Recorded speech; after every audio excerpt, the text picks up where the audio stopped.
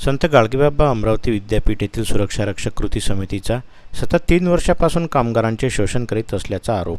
संत गाडगेबाबा अमरावती विद्यापीठातील सुरक्षारक्षक गेल्या 6 ते 7 वर्षापासून अमरावती विद्यापीठ येथे सुरक्षारक्षक पदावर काम करीत आहेत। अगदी कोरोना महामारीच्या काळापासून रात्रंदिवस घरी न राहता आपली ड्युटी बजावत आहेत। 79 सुरक्षारक्षक या कंपनीमध्ये काम करतात। साई सिक्युरिटी सर्व्हिसेस या कंपनीने रक्कम 15,000 पगार सुरक्षारक्षकांच्या बँक खात्यात जमा करायची व कामगारांना 7,500 रुपये देत होते। बाकीचे पैसे बँकेमधून काढून मालक व सुपरवायझरच्या माध्यमातून कॅश परत घेतली जात होती। कामगारांच्या नियमानुसार रोजीरोटी तर दिलीच नाही, कंपनीने पैसे खाल्ल्याचा आरोप सुरक्षारक्षकांनी केला आहे। पगाराचे पैसे व पीएफ तसेच ESIचे मेडिकलचे पैसे कंपनीने आपल्या जवळच ठेवले। या सर्व कारणांसह सर्व कर्मचाऱ्यांनी लेबर कोर्ट येथे केस दाखल केली। 3 वर्ष ठेका संपल्यानंतर त्याच कंपनीला प्रशासनाने ठेका दिला। त्यामुळे प्रशासकीय विभागामध्ये सर्व मिलीजुली सरकार आहे। ज्या कंपनी विरुद्ध कामगार लेबर कोर्ट येथे केस दाखल करतात त्याच कंपनीला टेंडर कसं काय मिळू शकतं असा प्रश्न यावेळी सुरक्षारक्षकांनी उपस्थित केला।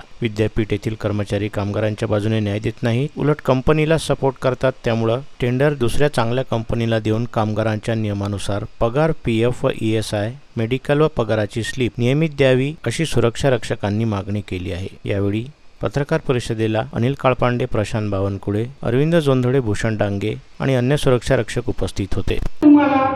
18,000, 19,000, 23,000 रुपये तुम्हाला टेंडर पास करते आणि एका सिक्युरिटी गार्डच्या मागे जो सर्व्हिस चार्ज मिळाला पाहिजे तो तुमच्या तिथं तय होते, परंतु तो तुम्ही तेवढाच घ्यावा, पण असं होत नाही।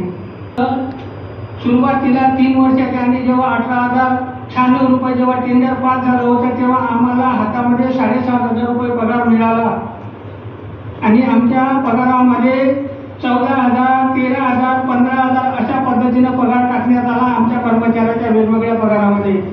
पण जेव्हा पगार झाला तेव्हा दुसऱ्या दिवशी काय झालं की 7,500 रुपये तुम्ही तुमचा पगार काढून घ्या, येतो घेऊन आणि तुम्ही कॅशमध्ये आम्हाला पैसे आणून द्या। तर आम्हाला द्यावं लागत होतं, कारण का तो म्हणते की तुमचे पैसे दिले नाही तर आम्ही तुम्हाला दुसऱ्या दिवशी कामावर घेणार नाही, काढून टाकणार, अशी आमची वेदना आहे।